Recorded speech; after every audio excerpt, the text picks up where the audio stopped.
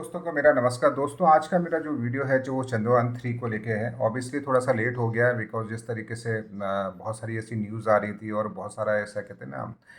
Immediately किसी भी चीज़ पे रिएक्ट नहीं करना चाहिए। तो आज की डेट में मैं बिल्कुल ये गारंटी से, और मेरा जो जिस तरीके से मैंने सारे न्यूज़ को देखा, और मैं आई एम 100% श्योर कि जो चंद्रयान 3 है बिल्कुल सफल हो गया है। जिस तरीके से रोवर्स ने काम कर रहा है, और जिस तरीके से एक तरह से लैंडर जो होता है, जिस तरीके से एक धरती पर जिस तरीके से हमारे आदरणीय प्रधानमंत्री जी ने बोला था कि अंगद की तरीके से पैर जमा दिया है, और रोवर्स जिस तरीके से डेटा कलेक्ट कर रहा है इंडिया के लिए बहुत अच्छा है। और जिस तरीके से अभी पूरा जो वर्ल्ड हो रहा था वो एक चंद्रमा को छोड़कर और वो मंगल पर जीवन के प्रॉस्पेक्ट देख रहा था, एक बार फिर से इंडिया ने ये जाहिर कर दिया कि पहले एक रिसर्च को कंप्लीट करो फिर दूसरे रिसर्च पे जाओ। तो जो स्पेस रिसर्च है, स्पेस पे जो अंतरिक्ष ब्रह्मांड और जिस तरीके से प्लानट को खोजने का अभियान जो चल रहा है वो उसमें इतना लार्ज स्केल पे काम है कि मैं कहूँगा कि सदियों लग जाएंगी उस पर। काम चलता रहेगा। तो अभी वही है कि जिस पे डेटा कलेक्ट कर लिया, जिस पे ऑलरेडी इन्होंने काम कर लिया है, हो क्या रहा है कि ये लोग सिर्फ आगे बढ़ते जा रहे हैं नई नई चीज़ की। और मैंने देखा है बहुत सारी तो लोग कह रहे थे कि नहीं अभी सूरज पे खोज की जाए, वहाँ तक जाया जाए। तो जिस तरीके से वहाँ पे हीट है, जिस तरीके से उनका वाइब्रेशन है, मुझे लगता है कि अभी उनकी बजाय जिस तरीके से, क्योंकि चंद्रमा पे जिस तरीके से नासा ने या यूएस ने ये कमिट किया था कि उन्होंने जो नील आर्मस्ट्रांग या जो उनका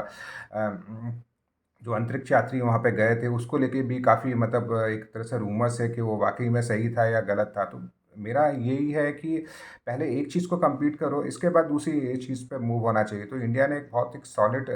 एक तरह से एक चंद्रयान 3 का जिस तरीके से सफल परीक्षण किया और जिस तरीके से डेटा आएगा, लास्ट टाइम भी जो साउथ पोल में हुआ था कि वहाँ पे जिस तरीके से कुछ गड्ढे मिल रहे हैं, जिस तरीके से ऐसा लग रहा है कि वहाँ पे पानी के प्रॉस्पेक्ट हो सकते हैं। वहाँ सबसे बड़ा जो कहते हैं ना, ग्रेविटी फोर्स कम होने की वजह से वहाँ पे चीज़ें रुक नहीं पाती हैं, तो उस पर भी रिसर्च चल रही है। और कहते हैं ना, जब भी किसी ग्रह पर हम जाते हैं तो बहुत सारे ऐसे नहीं होते, अगर पृथ्वी की भी खोज हुई तो पृथ्वी पर भी बहुत सारी जगह थे। यूएस अलग था, यूरोप अलग था, अफ्रीका अलग था, इंडिया अलग था। तो हो सकता है चंद्रमा पर भी ऐसे बहुत सारे south north east west central में कहीं ना कहीं ऐसा कुछ प्रॉस्पेक्ट हो वहाँ पे, बिकॉज जिस तरीके से इन्वायरमेंटल और जिस तरीके से जो प्लानट होता है वहाँ पे हर तरीके का एटमॉस्फेयर होता है, कहीं पे सर्दी कहीं पे गर्मी। तो इस तरीके की चीज़ें वहाँ पर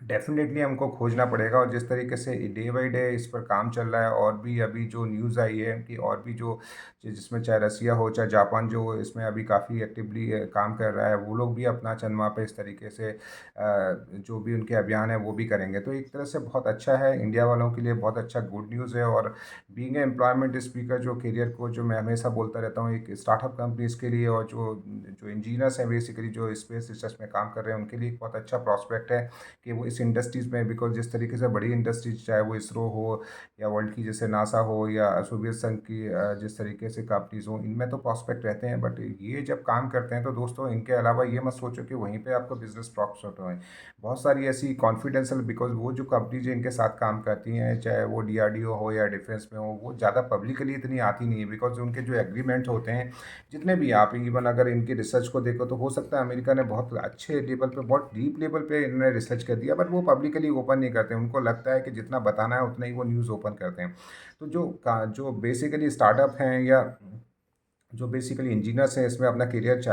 बनाना चाहते हैं, उनके लिए मेरा ये होगा कि बहुत सारी ऐसी कंपनीज होती हैं, आप अपने आप को अपने सीवी को अपडेट करो, चाहे नौकरी लिंक्डइन मॉनेस्टर में अपने इंटरेस्ट को देखो। वो छोटी कंपनीज में आपको बहुत सारे प्रोस्पेक्ट होते हैं, क्योंकि इसमें एक लार्ज स्केल पे, चाहे वो इलेक्ट्रिकल हो चाहे मैकेनिकल हो चाहे आपके एवीएस हो, हर सेक्टर्स के जो इंजीनियर्स की डिमांड आती है। और उनमें न केवल उनमें बट उनमें जैसे मशीन लर्निंग है, पाइथन हो गया, प्रोग्रामिंग हो गया, रोबोटिक्स है, मेन फ्रेम है, मशीन टू मशीन है, इस तरीके से जितने भी प्रोग्राम एम्बेडेड प्रोग्रामिंग होते हैं, इस पर बहुत सारे ऐसे छोटे छोटे प्रोजेक्ट बनते हैं, छोटी छोटी डिवाइसेस भी होती है, मशीन टू मशीन डिवाइसेस बनती हैं, इंटेलिजेंट डिवाइसेस बनती हैं। बहुत सारे ऐसे